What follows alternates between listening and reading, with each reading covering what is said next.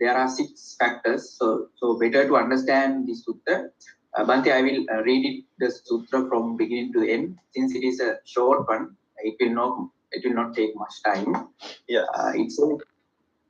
It is in the Anguttara Nikaya, chapter number 6, sutra number 86. 686. Mendicants, someone with 6 qualities is unable to enter the sure path with regards to unskillful qualities, even when listening to the true teaching. So in this sutta, especially it said, even though a disciple here having the association with the true companionship, they are having the association with the true Dhamma friends, and they getting the chance of listening true Dhamma, but still they are not able to understand the Dhamma, or to they are not able to penetrate the meaning due to these 6 factors. And the factors are going on. They are obstructed by deeds. That means in Pali it says Kammavarantaya Samannagato Bodhi. So when their mind objected or impeded with defilements, they cannot go through the path. That is the first factor. And second, it said Kilesāvarasāya Samannagato Bodhi. That means if their mind distracted with defilements, so they cannot penetrate the meaning of the Dhamma. And thirdly, it says Vipākāvaranatāya Samannagato Bodhi. That means when their mind obstructed with results, or vipaka mean in English, the best suitable translation that we can give for vipaka is consequences or the results. So when the vipaka or the results obstructed in the mind, so they are not able to understand them. And fourth factor, it is asaddha. That means if our mind doesn't have much saddha or the confidence towards the Buddha, Dhamma and the Sangha and towards the path, so we cannot understand the Dhamma. So we cannot penetrate the meaning of the Dhamma.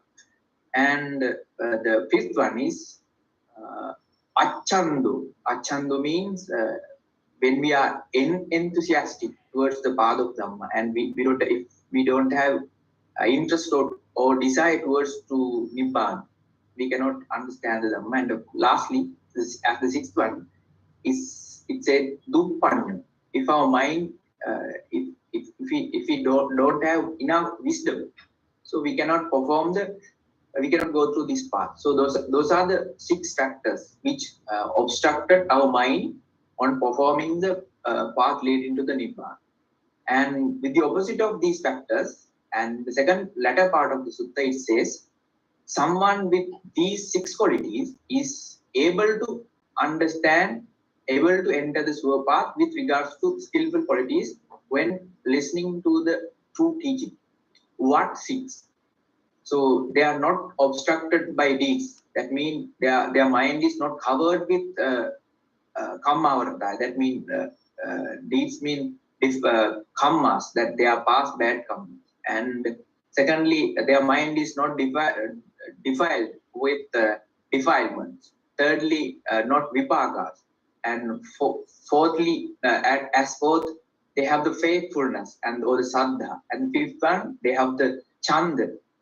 And the sixth one, they are wise enough to understand them. So when the mind is not defiled, not obstructed with these positive mental qualities, of course, these disciples, when they hear Dhamma and when they get the association with noble companionship, so obviously they will be able to understand Dhamma, and they will be able to penetrate the subtle meaning of the Dhamma. So that is the briefly that's how sutta is going on. And Vendables, it's very important thing is to understand that people who are talking about Dhamma, most people don't like to go through the commentaries. So this is very important sutta that without commentaries we cannot understand the meaning of this sutta. Especially it says in the beginning, as 6 factors. So So when a disciple go through the path, and if his mind is obstructed with kammavarantaya samannagatu hoti, that means when a disciple's mind covered with kammavarantaya means the unwholesome past karmas that we done during our previous existence, so we cannot go through the path.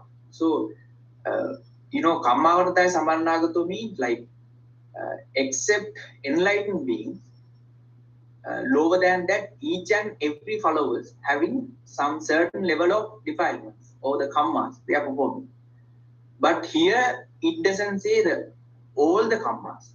Specifically in the commentaries clearly explained that there are five types of heinous crimes. We are in Pali we known as Panchanantariya Papakam.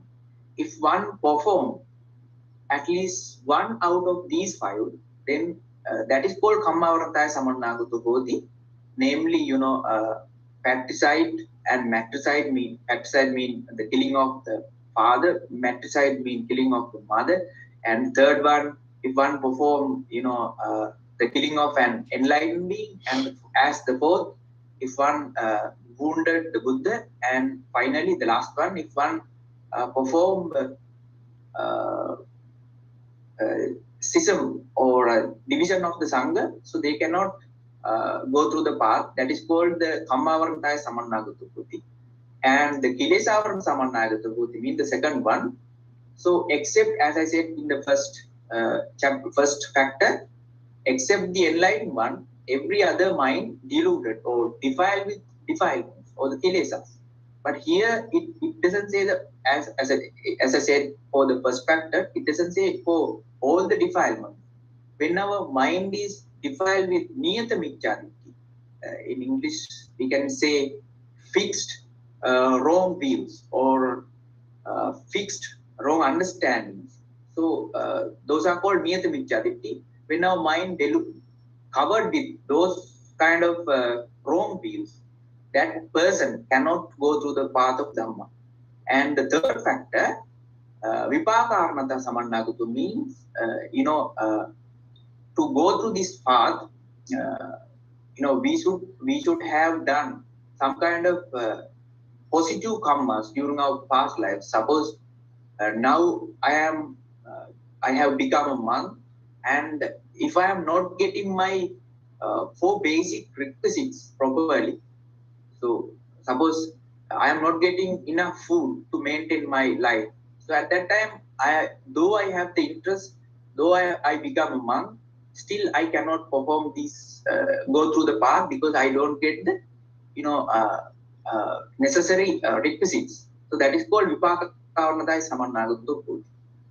And the fourth one, as I said, we should have the saddha or the faith towards the Buddha. And as the fifth one, it's not difficult thing to understand. You know about saddha. That means we should have some kind of trust towards Buddha, Dhamma, and the Sangha. Without that trust, we cannot perform the Dhamma. And also, as the fifth factor, we should have the chanda. Chanda means kattu kammeta kusala chanda. That means someone may question me that all the path of Dhamma we are practicing in order to eliminate the chanda. Chanda is a kind of defilement. But out of all the chandas, all the meaning of the chanda is desire. That means some kind of eagerness towards the nibbana. We must have that eagerness. So towards the chanda towards nibbana, it's a positivity. So that is the fifth one, and the last one. We should have some kind of wisdom. In Mahavitakka Sutta, Mahapurusha Vitakka Sutta, it says as there are 8 factors. One factor is that Panyavantasaya Dhammu, Naya Dhammu, Duppanyasa. This Dhamma is for the wise one, not for the unwise people. So those are the 6 factors Bhante, according to the Sutta explained. So as I explained with the commentaries, with the support of the commentary. So it is very important to understand this kind of sutta properly.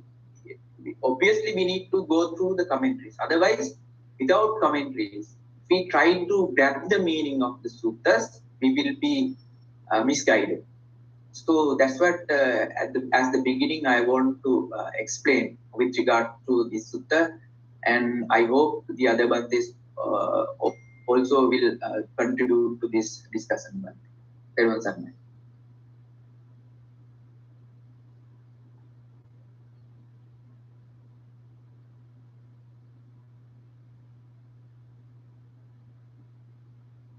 Bhante, hope you all can hear me. Venerable Saranampala? Yes, I'm here. Sorry, I had some technical issues, so I'm back to my desk, so I have the full control of this Zoom session. So extremely sorry for causing inconvenience. I know at the beginning of the discussion we had some problem, but I was listening to Bhante Pesala's the explanation of this sutta, how he beautifully explained step by step. And I think what we need to do is to have an open discussion for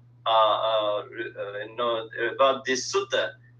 Now we monks and also the lay people, we have a common goal, that is the nirvana, that is the ultimate goal, the freedom from suffering.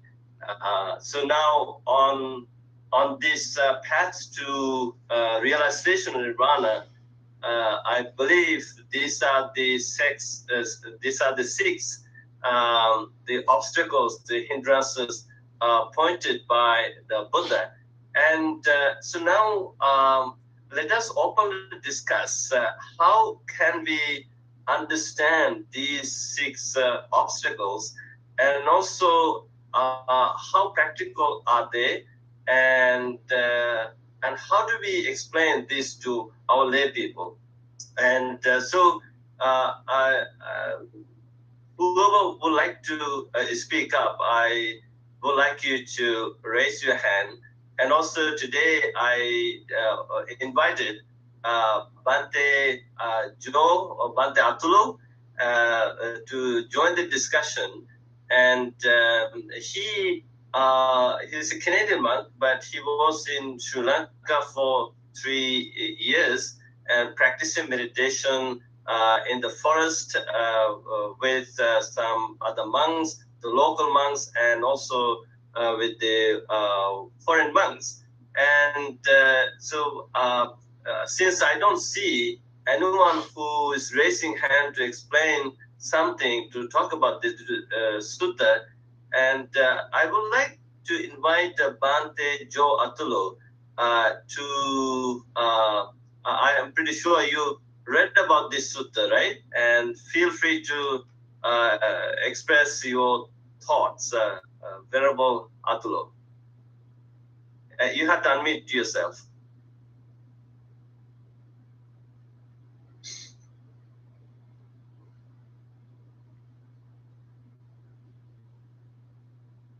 So, okay, there we are, Bhante.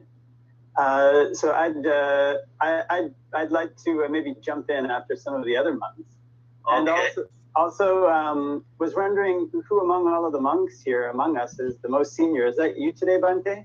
Yes, it's me. Other senior monks are not here yet. Ah, very good. Oh, very good. So then I have your invitation. This is wonderful. Yes. I just maybe I'll just add one thing before listening to the other monks in that case. Then I enjoyed hearing the Venerable's explanation about the role of desire in overcoming defilements. And sometimes here in the West, people are so busy and are suffering a lot from putting forth effort in their work, and they have quite a lot of stress because of desire. So it sounds counterintuitive to many people that desire is an important element in our path of practice. So I was happy to hear the Venerable talk about it. And just further to Bhante's point about how could one bring this point up so that lay people, so that monks could understand it,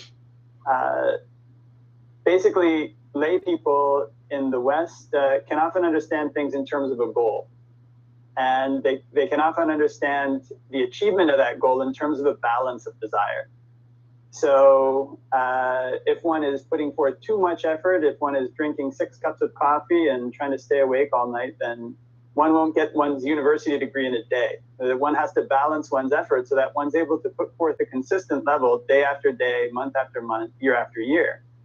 And this is the way that one achieves almost anything that's very important in the West, university degrees or working hard at jobs.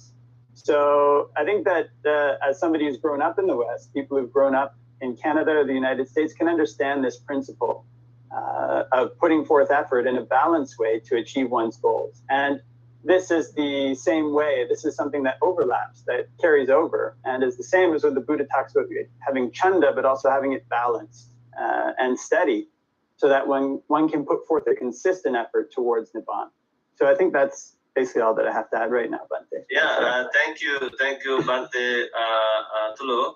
I know you have lots to share with us, so please reflect on this, and maybe later on you can jump in to share more thoughts with our audience.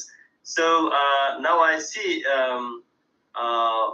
Bante Jinananda from Ottawa, Canada. Bante Jinananda, are you here? You raised your hand. Okay, he's not here. Bante Shantasobana from Los Angeles. Bante Shantasobana, what do you think of this sutta, and how I know you have a lot of ideas to share with us? Oh, thank you very much, all the venerable sirs. And actually, this is a very nice sutta today to discuss, because when it comes to meditation nowadays, as all of you know, it's becoming kind of like a very famous word, and everybody like to practice meditation. And at the same time, with the meditation, people look for kind of like a liberation, and sometimes maybe they have different ideas about it. So somehow what I want to mention, and according to this sutra, and also according to the very fundamental of the Buddha's teaching, there are 4 fundamentals in the Theravada tradition: Chitta, Chaitasika, Rupa, and Nibbana. So when it comes to this sutra, the name, the avarana, so that means it's covered with something. So these are the 6 qualities that the covered the Nibbana. So that means it's kind of like the Nibbana already is there within us. So the liberation or the enlightenment is already there within us, but it covered with some kind of our defilements and some kind of our the karma, our some kind of our desires, and at the same time, it's always depend according to our will. It's not about somebody else. So because when it comes to, as we know, when it comes to the history of the religion and the history of the spirituality, it's most of time people always try to depend on something or depend on somebody regarding their higher purpose. So, but when it comes to here, what the Buddha explained, that it's already there, but it is our will or it is our skill to find it. And when we try to find it, there is one obstacle there. We have a nature as ordinary people, because our life depends from other things, outside things. And sometimes when it comes to happiness, satisfaction, and even regarding the Nibbana, most of the time we think, oh, it's depending from something or somebody. But this sutra explained very clearly, it's not depending from outside something or somebody, it's depending on our own inner desires. And at the same time, this when it comes to the karma, and it's this all validate only for this point. But from this point, it's not about tomorrow. why we didn't attain to enlightenment or why we didn't get the result so far. Maybe there are reasons within us, but we all have opportunity to start a new path, and at the same time we have opportunity to change that. So that can start from this point. So if anybody look their own past and see if they didn't get any result, why? It's not the important thing. It's not because of outside reason. Sometimes especially when you come to meditation, people go to teacher to teacher, retreat place to retreat place, and technique to technique, and guru to guru, master to master. They're always searching. But here it explained very clearly, it's nothing wrong with the teacher or the method sometimes. It's maybe we have to look into ourselves and see our backpack and what are we carry within ourselves. And if we become mindful regarding us to look into inside and us and see and purify ourselves, then we may gain our success within our practice. And when it comes to that, and at the same time, as we all know that regarding the Jata Sutra, like that, when we all are with tangles, but still there is a way that we can come out of it. It is very important, especially for this time period, how we can apply this sutra, because this sometimes we didn't attain to the success with our spiritual practice because of our previous actions, our past actions. That is very important for nowadays, even for the conventional life, for this all the young children. And nowadays they are into this social medias, and sometimes they go with the TikTok or the Facebook or the Instagram, and sometimes whatever they post, they have to remember it can come as a kind of like it can bounce back in the future for their success. So another thing is one of the good example with the President Trump. He's a nice person, he's a good person, but still see what happening today. In the past, he didn't pay the taxes, and whatever he has done, even though he was the president in the United States, see what happening to him today. So this can happen to us also. So then no one is wrong around us, whatever the failures come to us. If we are capable to watch our own actions, our bodily, verbally, mentally action, and if we are capable to get the best out of it and become profitable to us and for other people, and by the time, it's going to take us to the success. And at the same time, still this is very important, the Nibbana or the enlightenment or the liberation itself not going to come to us, whatever we do the good things. We have to have exactly clear desire or the intention or the faith towards that. Otherwise, we may gain many other success or the many other knowledge or the many other wisdom, but still we will keep going circle by circle around the same thing. If anyone want to attain to liberation or the Nibbana or the enlightenment, exactly that person need to focus to that. So if the person capable to recognize that and have the clear understanding about that, what that person want, and it is there. It's not going to come from somewhere else. It is there because it is already there. It's covered from our own mental formations. I think I really love how you put it, the freedom, the peace, the happiness, or nirvana, the goal that we are looking for is already there within us, but it has been covered with all these six things.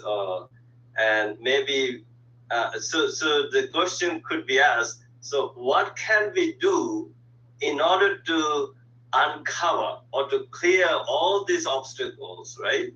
And maybe that question can be asked later. But let me go to, okay, Venerable Trudeau from Florida.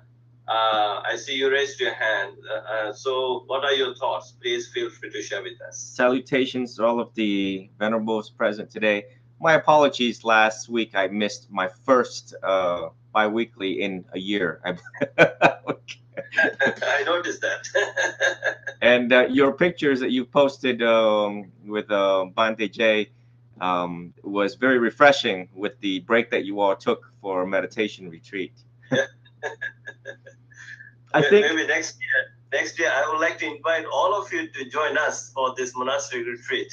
We already have a nice cottage, so maybe we can organize it next year. All right, so go ahead. I think what you just asked, if I could answer that, how do we remove all of this? If I could touch up on that first. Yeah, please go ahead. How wonderful to just experience life as it is. And I think the wisdom to know how it got covered up, how our lenses got dust in it, and so much dust that we cannot see through the beautiful lens of life and what it means to fully live, to stop and smell the roses. The wisdom to know that since birth, you started to become this tape recorder yourself, to hear things, all of your senses being activated, to see things, to hear things, and the causes and conditions beginning that. And that is where the dust started to fly in. And through time of the human lifespan, it started to settle. And as the day we leave that unaddressed, we see that no different than anything else that has been left for a long time. Dust that's been left for a long time on a desk, on a computer screen perhaps, becomes more difficult to remove each day as the day passes. So it is important that we practice right effort in the Noble Eightfold Path in seeing what is causing such defilement, the length, the duration, the intensity, how much we've been buried because through time of being busy as a layperson, left unaddressed, and to address them quickly. Because the problem is we think that we have time. But I thought that was such a good reflective question from Venerable Saranampala to ask that, because yeah, it can be removed and you can drop it, because meditation is simply dropping things. Meditation is to drop negative acquired emotions, accumulated negative acquired emotions, and to drop negative accumulated bad habits through time. I think, especially here in Florida, where most people are retired, you can see the end results of the almost completion of their life cycle. You see it, one who has lived a good life and one who has not lived a good life. It obviously shows that they've left a lot of defilements unaddressed for 70, 80 years.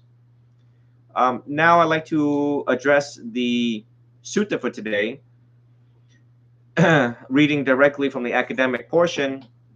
Take a mendicant who has a feeble and weak wisdom, not having given up these 5 obstacles and hindrances, parasites of the mind that weaken wisdom.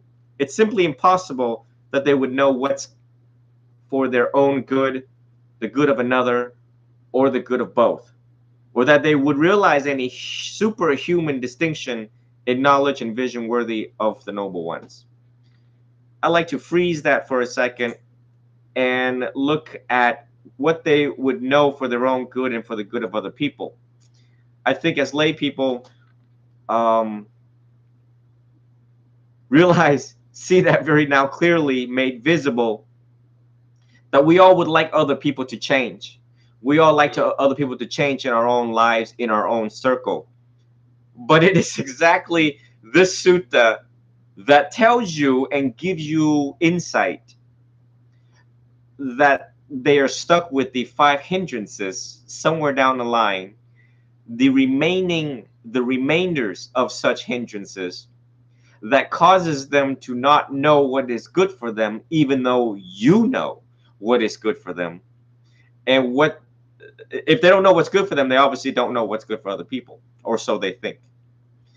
And when we look back, and Bante Cho earlier said about the desire, he took one aspect out of the five, which is sensual desire, ill will, dullness, drowsiness, restless, remorse, and doubt. Those are just umbrellas, right? If we look at the sensual desire alone, that's just one umbrella, and then there's subcategories underneath that umbrella to start scrubbing, the dishes of our dirty dish, to see clearly that what is hindering us from the obstruction of spiritual growth and development, in order to scrub all five of these as much as we possibly can in this lifetime, before the completion of one's lifetime. So it's a really good reminder here, and I think that when we look in totality of this sutta, is no different than a doctor telling you, these are the five things you should not do. These are the five things that you should not eat. Obviously, stay away from sugar. Obviously, don't stay up too late. You know, everything that's good for your health. And mind you, all the language used in this sutta is parasites of the mind. And a lot of us don't take these words deep enough to shake us up, to awaken us up, the depth and profoundness of these words, the words of warning, and the dangers and the smallest mistakes of the five hindrances. So at this time, I'd like to yield the floor back to Bande Chivananda. So thank you very much, Ridao. Now, Bante Dinananda is back. So what are your thoughts about this sutta, Bante Dinananda? Thank you, Bante. It is really interesting how the Buddha unfolded a very important aspect of Dhamma for the benefit of all of us. We all know the fact that the Dhamma sermon or Dhamma talk or Dhamma speech was the main stream of transforming knowledge from someone who knew about the life to someone who is new to the Dharma. So that was the only media was there at the time of the Buddha, so that this was really significant, explaining Dhamma. But we know from the Dharma, particularly from Vimuktayatana Sutta in Anguttara Nikaya, that the Dhamma, the people who can listen to Dhamma and attain enlightenment are only two aspects of five ways of attaining nirvana. So anyway, this is very significant because listening to Dhamma has been the main factor for attaining Sotapanna out of four. Out of four, the second factor with Kalyana Mitra association of wholesome friendship, we are going to listen to Dhamma. So why this peaceful state does not come to us? Because these factors, one of the factors mentioned in the sutta might be the reason. I like to go with lack of shraddha, lack of confidence would be one of the major reason why some people do not get the Dhamma point. Because I have experienced many times in my life that some people listen to the Dhamma with so many things in their mind, and they do not put their listening skills into perfect position to get the meaning of the Dharma, and at the same time they are doing something else. For example, some people come to Dhamma sermon, listening to Dhamma sermon, even in this discussion. Some people listen to with various intention of mind. But if you have the intention of reducing craving and getting some momentum to taste the nirvanic pleasure, you have to find out some information from the Dhamma, and that develops Shraddha very much. So lack of Shraddha means lack of confidence on what we are listening and why this listening. And those who explain the Dhamma, including the Buddha, are not in their mind, especially particularly the preacher.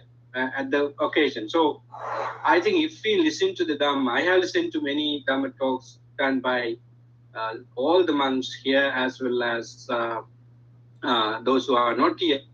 So I have faith on them in the first place, so that what they are telling is appealing to me. So it's a great thing.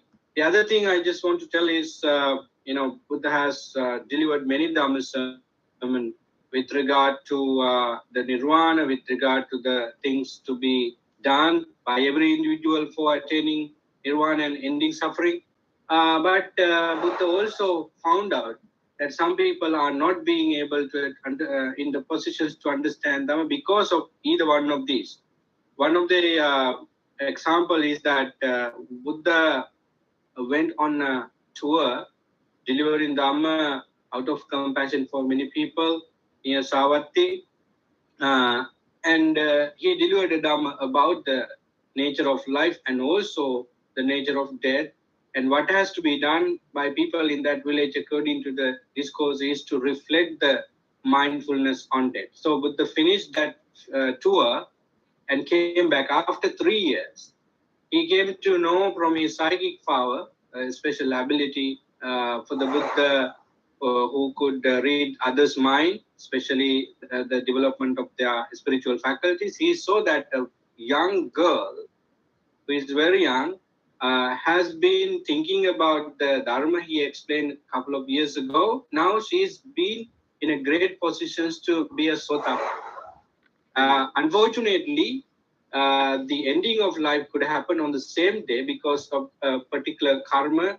So that Buddha went to that particular village on that day out of compassion for this girl, because Buddha wanted to help this girl with the Dhamma sermon for her to attain Sotapan. So none of the other elderly people, senior people, people who have so much knowledge on Dhamma could not be attained to enlightenment, but this girl, because she had been reflecting the nature of life and as well as practicing mindfulness on death throughout that 3-year period, so that she was qualified. She was qualified to get into Sotapan. But the right thinking, for the right thinking, Buddha gave the important tips for her at the Dhamma sermon, and she attained to Sotapanna while listening to the Dhamma sermon. So this is a clear example that when we can reduce the karmic energy, or push the karmic energy back if they are not very strong, by the power of wholesome activity right now, and make ourselves towards nirvana. So that we need so much attention, the strength, and the knowledge, and these are some of the things we can push back. In my understanding, some karma, some bad karma might not be, reduced into a certain extent, but a lot of karma could be pushed back by the power of strong karma. This is found in the Dhammapada, yang kinchi sitilang kammang kusalena pitiyati. By the power of wholesome karma, we can negate some bad karma. So that is what the Buddha did with some disciples, and this story also tells us. So that if you want to, get into enlightenment, strive so hard, put your right effort into the right position of your mind, so that the samadhi and other important elements of nibbana can take you into the realization of nirvana into a certain extent. So that they are not certain state, but we can change them. Yeah. So these of course these obstacles. So what you're saying, Bhante Janananda, is that no matter what happened to us, no matter how many obstacles we had faced in the past, we are facing right now, through the practice or cultivation of saddha. You just said saddha is very important. If you have no saddha, if you have no rational faith, confidence, trust, and you may not have any interest in listening to the Dhamma even, or practice the Dhamma. We should have Shraddha on meditation, we have Shraddha on patience, we have Shraddha on waiting. So Shraddha has been categorized into many ways. And if you understand that there is opportunity for us to try out, because this talk about while you are listening to Dhamma, you don't get into enlightenment. That is one way of attaining enlightenment. But what about taking so much time for meditation and reflection on one particular subject and discipline your mind to allow all these enlightened qualities, exist, establish in you, so that you can see the results of the nature of Nibbana before you attain to Nirvana. So I think being able to let go of hindrances temporarily is the main mental state for all of us to see whether we can attain Nirvana. It is called Ditta Dhamma Sukha Vihara. It means you experience Nirvana well before you get it. So how do you get it? Just give yourself enough time to practice certain things, and then you will see how your mind incline into get this type of experiences. It is possible.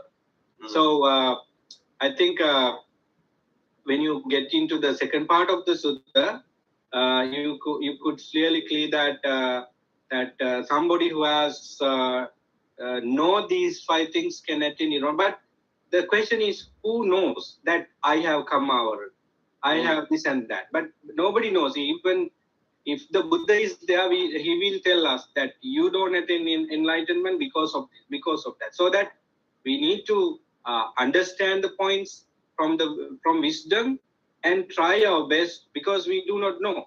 So I always advise devotees who associate with me that you do not know what your history is, so that we are in a position that I can attain enlightenment and strive so hard.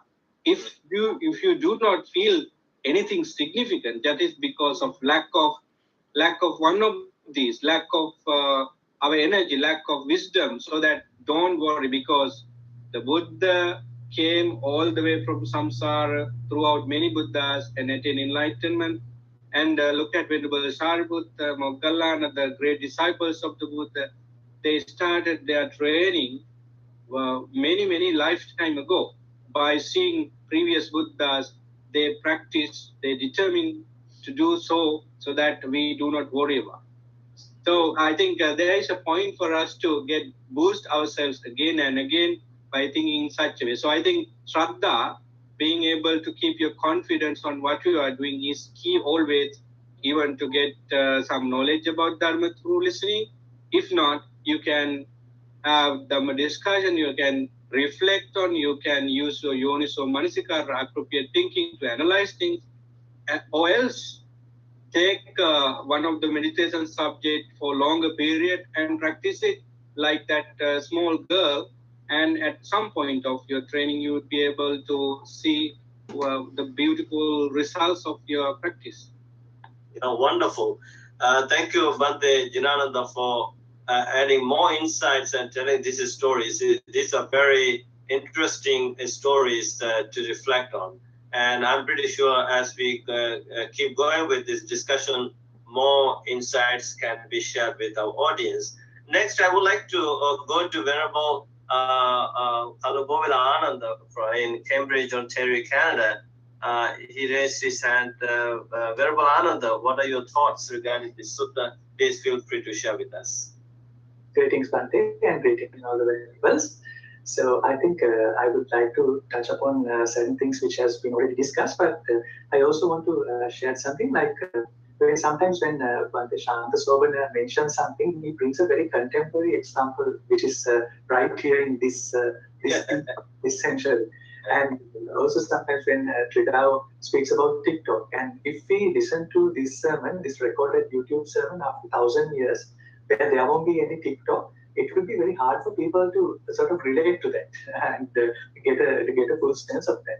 So I think the same way that the Pali Canon was written a long time ago, the commentaries were written some time ago. So in a way, it's very interesting to understand the backdrop where these words were spoken, so we can get a better understanding of the core teaching. So that matter, I just wanted to mention about one of it's a beautiful message, like sort of adding on to what Bhante Jinananda said, that the whole idea of karma and phala has been very prevalent in the Indian continent or the Indian culture pre-Buddha. So 4,000 years ago, when there was the Vedic and Upanishad stages, for example, according to the Vedic karma phala concept, that action has a reaction, and this karma, the word they use the word karma. Karma is one of the main rules of the universe. So every action has a reaction, and karma is one of the main rules of the universe. And the whole idea was then linked. It was then developed in the Upanishad stages, which are the commentaries to the Vedic stage or the Veda. That if you do a good deed, you might be qualified for a better afterlife. So that was a very prevalent idea at the time, and then a lot of people started doing good deeds and they started refraining from doing bad things. So the whole idea of karma got developed. But then when we look into the idea of karma, it's very much related to one of the very prominent ideas which Buddha had to fight against, which is the idea of Atma, or the idea of an eternal self. So the classical definition of an Atman or Atma is that the self is indestructible, it does not change, it's eternal. And to explain this model, you have an eternal self, and then there's also the decaying and the change of body, of obviously that people can see. So after this decay and end, you have to be reborn, rebirth, and then so you would go on in a continuous cycle, unless if you get your moksha, unless if you get out of it, you're going to go continuously forward. So that was the more prevalent idea back in the day. And I think especially during the latter stages, the Brahman stages, they used to like this idea, and they almost used it in a very political sense that if you were born into a poor family, that's the karma that you have done in the previous life, and kings and the elder, the more affluent people in the society, they have nothing to do about it. It's your bad karma. So we can't help you with that. You only thing you could do is you can do some good karma in this lifetime and then expect a better life afterwards. And I think it was again used very politically to sort of suppress certain factions of the society. Not only in India, that we see that the same concept has been appearing in ancient China during the time of Confucius. Actually, Confucius did not say something like that, but later on, people they interpreted that there are stratas, there are structures where you can't go up and down between those because you are bound by the karma. And the same sort of idea applied to your moksha. If you have done a particular karma, you cannot be enlightened. You cannot go. You need to wait until it's over. So sometimes we see there are some Jainic monks who come to Buddha and said, they were in the practice that they were doing very hard things. And when Buddha asked why are you doing this very tedious, laborious task, they said, we have a previous karma and we need to shave that off. Until that happens, we cannot get enlightened. So then Buddha questioned him, have you seen your karma? Do you know that, like when we have a bank account, we know how much the balance is through our app or website. But Buddha asked, do you know that for sure? If you don't know that, why are you wasting your time on that? But why don't you do the more meritorious activities? And I think this whole sutta brings us towards that there are certain hindrances, but then the last part of the sutta says that there's also a way to get out of that. And to get out of that is always focused towards your individual wanting. For example, chanda. If you're not enthusiastic, obviously you're not going to go anywhere. But if you are enthusiastic enough, if you have the chanda, then of course you can go. Or having said that, there might be certain things that which is beyond our control, like if you are mentally retarded or if you are thinking like a ant, maybe it's not possible to get enlightened. But of course, if you have a bit, if you have the enthusiasm, if you have the faith, and especially the defilement part. So we find defilements mentioned in many places, like there are 4 defilements, 10 defilements. I would like to actually take the 10 defilements and show how each of these things are geared towards your willingness to go and find your own enlightenment rather than depending on something which happened in the past or which is out of your control.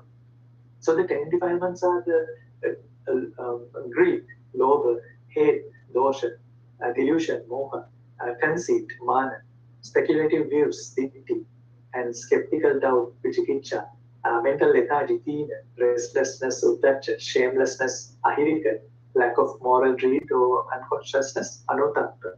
So all these 10 defilements, they sort of gives you the opportunity, if you really want to, you can get out of it. And if you really want to, you can find your own enlightenment. So it sort of brings down the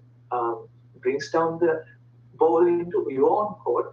The enlightenment is up to you. It's not up to what has happened in the past. It's not up to your surrounding or whatever. It's up to you. So I think I see that message in these six things which are blocking the enlightenment, which also says that these are the 6 things enlightenment, which also says that these are the 6 things that you could overcome. And if you overcome that, you have your enlightenment. So that's what I see one thing. Yeah, that's very important and very interesting to analyze and examine, like all these obstacles pointed out by the Buddha, and when we especially talk about this kilesa avarana, right? Is all these kilesas, the as you said, lobha, dosa, moha, greed, anger, and delusion, ignorance. These are the 3 major root causes behind all the suffering. And in addition to these defilements, there are many more. So now I can ask you a very common question. Maybe this question could be coming from lay people as well. So in order to remove all these obstacles on the path to nirvana, what can we do? Like, what are the practices that can be done in day-to-day life? Do you have any thoughts, anything to share? Anyone? Bante Besala, yeah. Bante Besala, please feel free to share thoughts.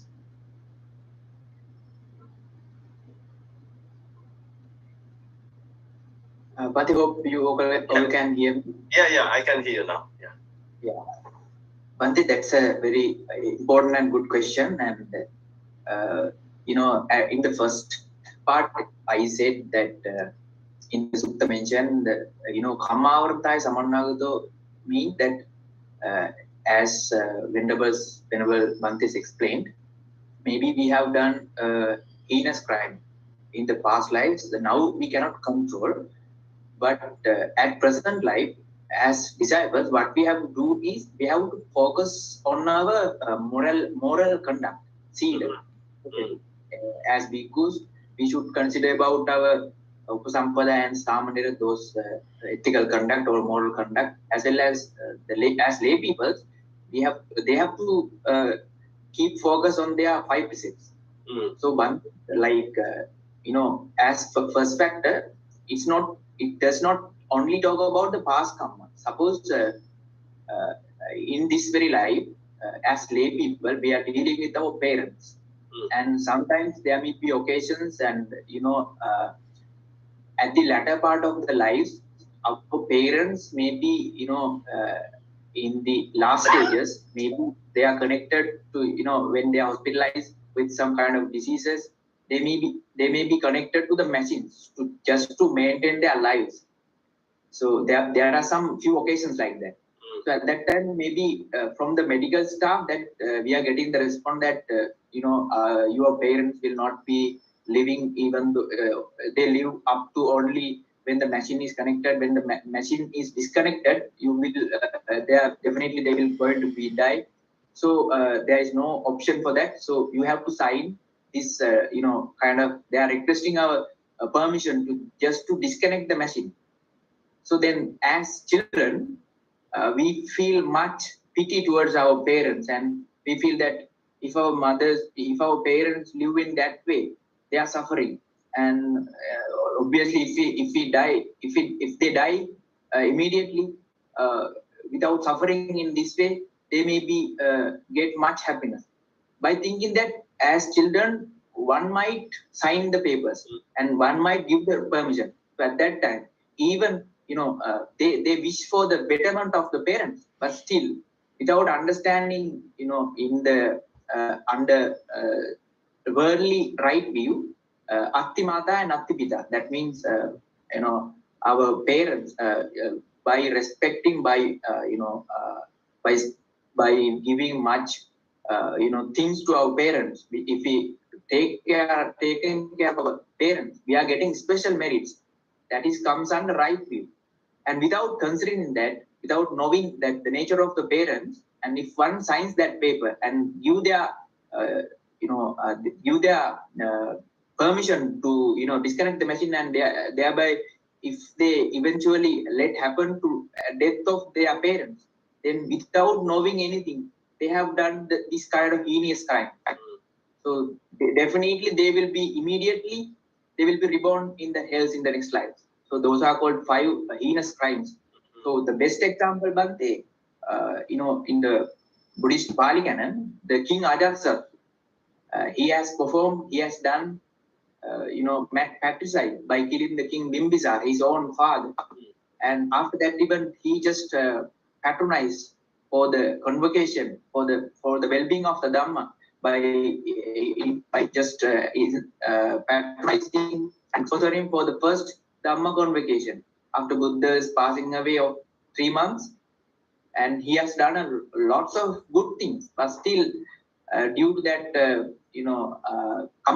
he killed his own father, so he was unable to gain any kind of results in this path of Dhamma. So as practitioners, we should be more focused on towards our as lay people, especially for the 5 precepts.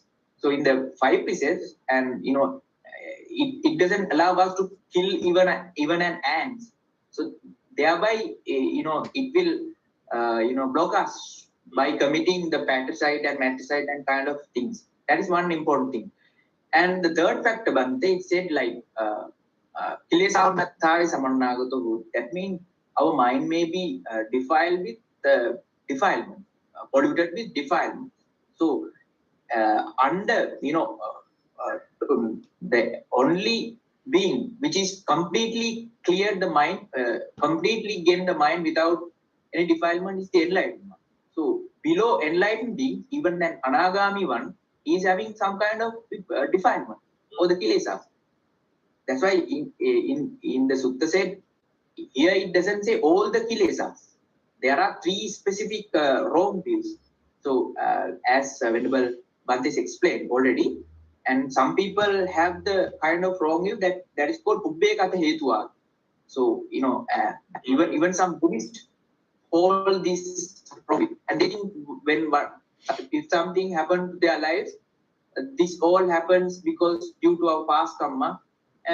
They have that wrong view that called Ubbekata Hetuva. They think everything we experience is due to our past karma. That is a wrong view. So that is the kind of defilement will block us our way of nibbana.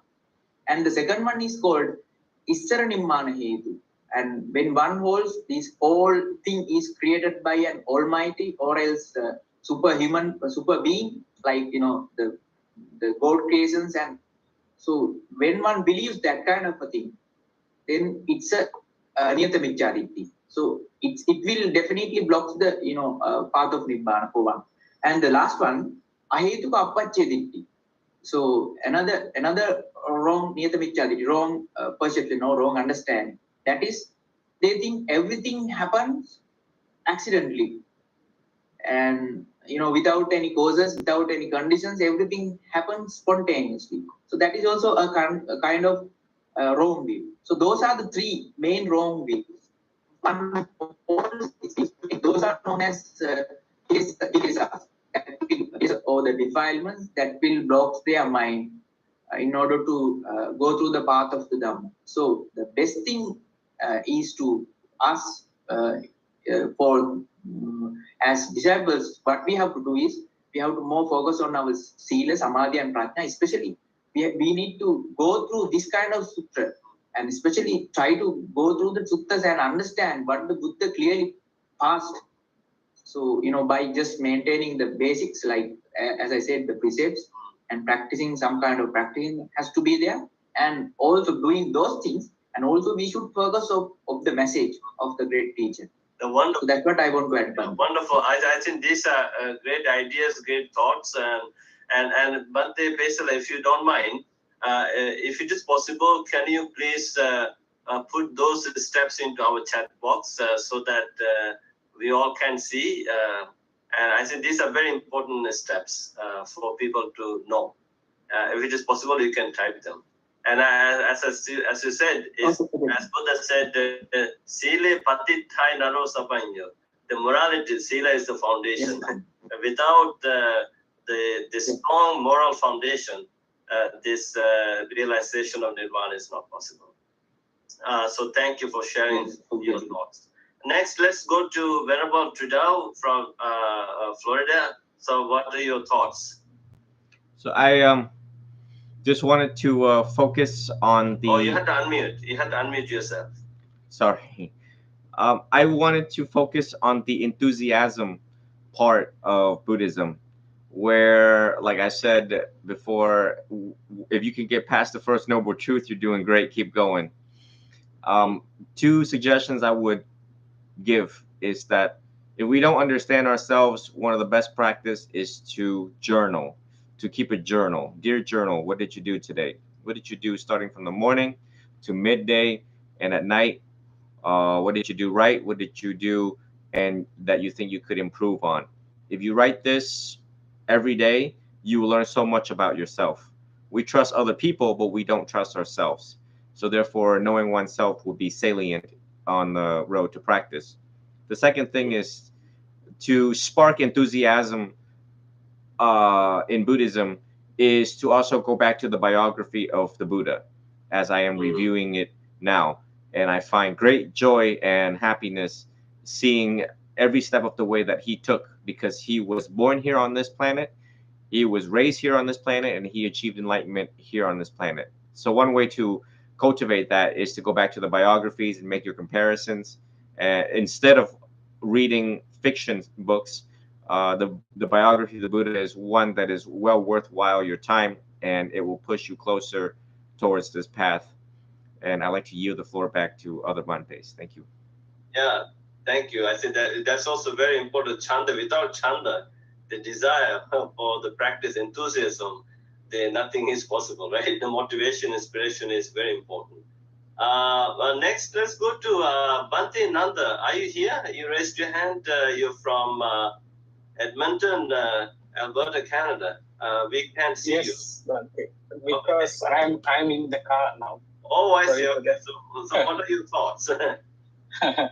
So I haven't been engaging with this discussion since I was in Sri Lanka for 4.5 months.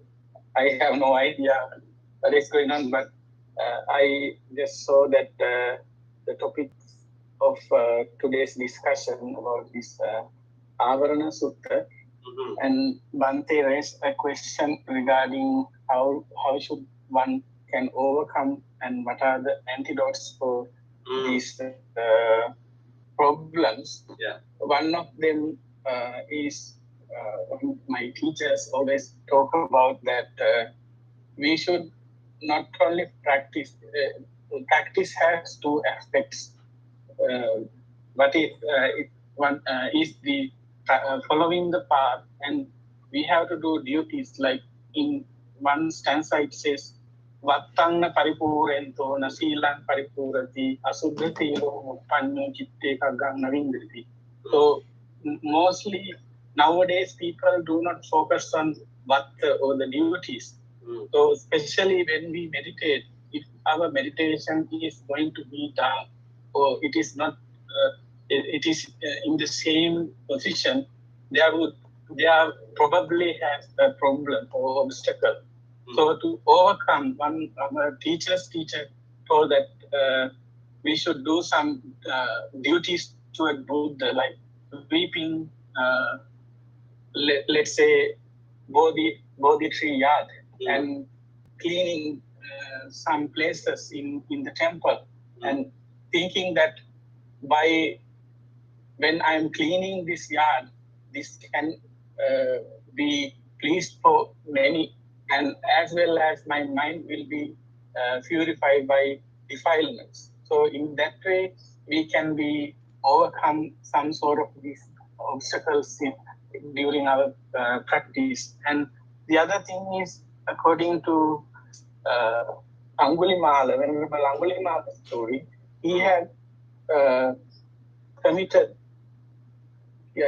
killed over 1,000 people, but he haven't regret about what he has done in the past, but he was more clear about what he's doing right now.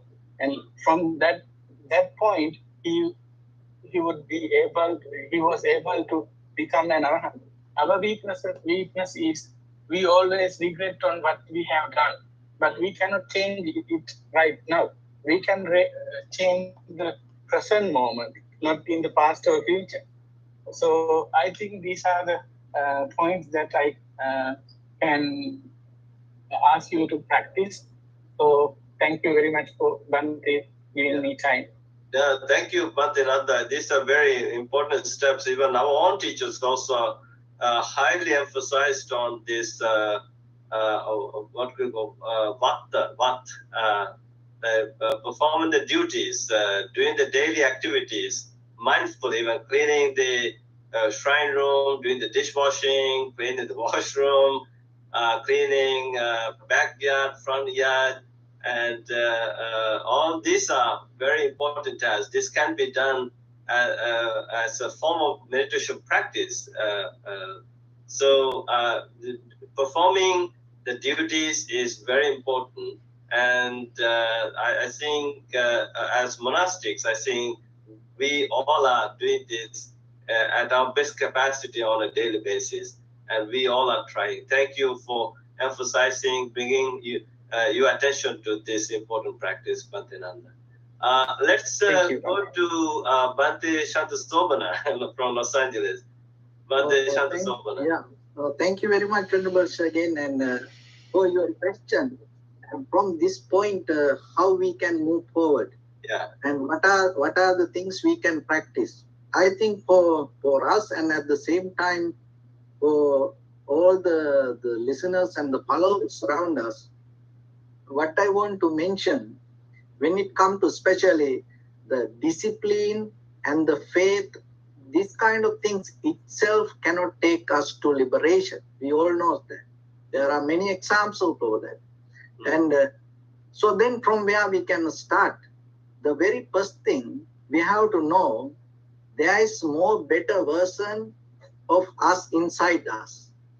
So we always have to have a higher purpose from here to become a more better person. So that is where we can be disciplined. Otherwise, because most of the time we talk to all the young children, and sometimes they think this morality and the discipline is kind of like a punishment. But it is not like that. It is a reward for ourselves. Why? Because it will help us to define our self and get the best version of us. So that is one thing. And other thing is that when it comes to the wisdom, from where we can start, how we can practice it. We all know something about ourselves, and we all have some kind of wisdom, but it is not the ultimate truth. It is 50% maybe truth, but there is another 50% of something we can't see, we never met. So when we come to wisdom path, one of the major quality we always have to keep, Sutame Jnana. So ability to listen, ability to practice, and ability to accept. So we have to look into ourselves, because if we close ourselves within us and related to what we know, maybe we can't have some kind of new understanding. So as example, if we get a seed and covered it 100%, that seed cannot grow. It needs some kind of place to breathe. If you take a plant and covered it 100%, that plant can't grow. It needs some kind of space to breathe. That space allow it to grow. So same like within us, if we have openness, if we have that the willingness to accept, and I think it will create a kind of like a window for all of us to look outside, because we all have windows. That the very purpose of that is giving some kind of sign there is something beyond that what we experience. So if we can keep that window always within us in any direction, to each and every direction in our inside life and even in our outside world, with whatever the lifestyle we go with, the society, the culture, the tradition, the believing system, the following system, anything.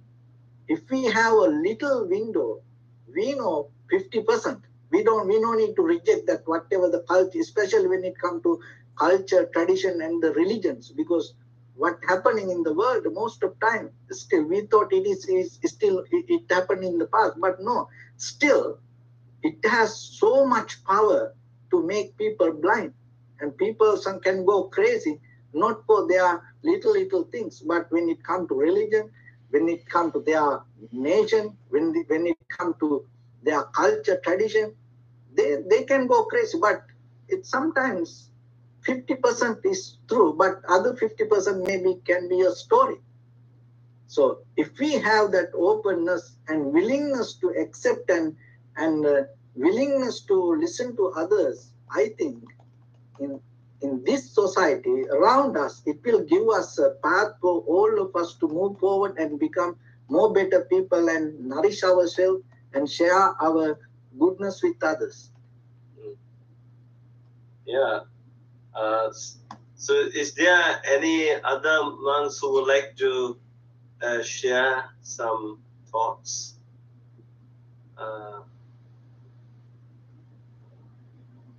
Yeah, Bante Jinananda. Yes, Bante. I didn't think that I have enough time, but anyway, I got some time. Yes, you expected us from very direct answers for your questions, so that I would say that get closer to a Kalyana Mitra if you really want to make things possible for your nirvana. That is really important. Kalyana Mitra is someone who actually have the sense of right path and also the taste of nirvana, who actually tells you what to do and what you shouldn't do. That's very key. And all these monks who spoke for the second time gave you very nice points of reflection also. One another thing I just want to add is that, as I said, get closer to a Kalyana Mitra, then be a very open person to reflect on anything. I would suggest that everybody can practice that everything is impermanent, because one of the powerful reflection Buddha talks about is anicca sanya. It's been very effective, and when you do it, you can take your mind away from those very unwholesome things. And through my experience, I say this because it is a very beautiful subject of reflection. I'm not talking about the particular meditation with sitting posture, but it could be widespread. And wherever you go, keep this thought in mind that everything is impermanent. The reason why I highlighted these 2 points, getting closer to a wholesome friend, because if you go to the Megya Sutta in Sutta Nipata, where the Buddha talks about the importance of friendship, Venerable Megya was unable to attain any stage of enlightenment. Even he lived with the Buddha because of lack of some qualities we already talk about in the sutta. So this, he was meditating a lot. He was trying to bring his mind into pure state of peace and happiness, but he didn't have that Kalyanamitta quality enough. And also, as Venerable Pesar said, morality and also right effort. We have effort to do something, but not the very important thing in the Dhamma. So that I can finally say that we need to get ready to do something on certain things we already know, certain things we already practice, so that I think we all get into a very good position in the Dhamma with regard to this sutta. Remember, this sutta is very particular. When you listen to the Dhamma, you are not able to get anything in the Dhamma because of these 5 factors. But out of the Dhamma listening, we can prepare our mind to get those things, and that is the very good point we all need to remember at last. Yeah, thank you. Bhante Nanda, you have more to share with us? Yes, one more thing, Bhante, I just forgot to tell when I was talking. Yeah. So I just want to recall our memories about 10 type of speaks, Dasakata. Yeah. It will help all of us to energize ourselves, like Viryaramba Kata, talk about how to start the effort towards the Buddha's teaching, something like that. I just wanted to point that. Thank you, Bhante. Yeah, all these these are the very meaningful talks and discussions. I think those are also very important towards the clearing the path, the obstacles on the path to nirvana, realization of nirvana. So we have come to the end of today's discussion based on the Avarana Sutta from the Anguttara Nikaya. And again, I would like to just summarize what we discussed was the 6 obstacles pointed out by the Buddha on the path to realization nirvana. These are the what we call the Kamma Varana, being obstructed by deeds, Kilesa Varana, and being obstructed by defilements, and Vipaka Varana, being obstructed by the results of the karma, and the Asaddho, not having faith, and Achandiko, not being enthusiastic, and the Dukpanyo, having no wisdom at all. So the 6 qualities to cultivate to remove all these obstacles is to not being obstructed by deeds, and removing the defilements, and declaring the results of the karma vipaka by doing the good deeds, developing the faith, being faithful, being enthusiastic, and being wise. I think our venerable monks in detail discussed and shared some stories with us how we can clear these obstacles on the path to nirvana. And as you all pointed out, I, of course, as Buddha said, the path to nirvana is the noble eightfold path, Ariyatangika Magga. And if we can cultivate and continue to cultivate and develop the noble eightfold path, and we can, of course, remove all this bad karma, and we can remove the defilements, and we will have faith in this path, and then we can practice this with more enthusiasm, and the cultivation of the development of the noble path is going to help us develop more wisdom which will eventually will help us to realize the three forms of existence.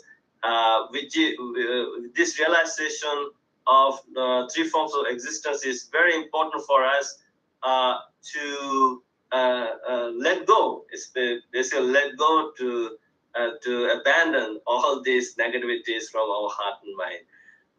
So today I'm very happy to for this discussion. Our venerable monks, these are you all are knowledgeable monks, very erudite, very educated, very experienced, very skillful, very competent, and the way you are explaining the sutras, simple English, is shedding more lights with respect to the Dhamma and helping us and the audience having more vision of Dhamma, the clarity of the Dhamma. So we did a good job, and I'm very pleased with this. And again, I'm extremely sorry for not being able to come on time right at the beginning of the discussion due to a meditation program I had to do for a group of engineers at a company in Vaughan City. And of course, Toronto is a big city, always bumper to bumper traffic. And but I was trying to join with my phone. So despite that, we were able to have a good discussion. And so I'm very thankful to all of you. And now let us wind this up by reciting the over the Patimokkha verses. I don't know who can recite, who would like to recite the over the Patimokkha verses. If you're not willing to do it, I'm going to continue. Okay, Venerable Pesala, please go ahead.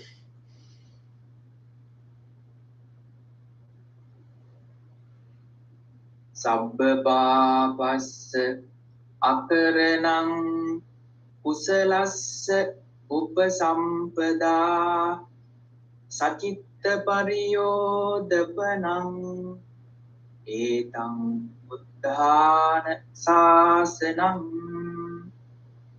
kante paramang tapotitikha nibbānang paramang vadanti buddha nahi pabbajito parobhagati samano hoti parang vihethayanto anupavado anupaghato patimokkhecha sangvaro matanyutta bhattasming pantancha sayanasana adhijitecha ayogo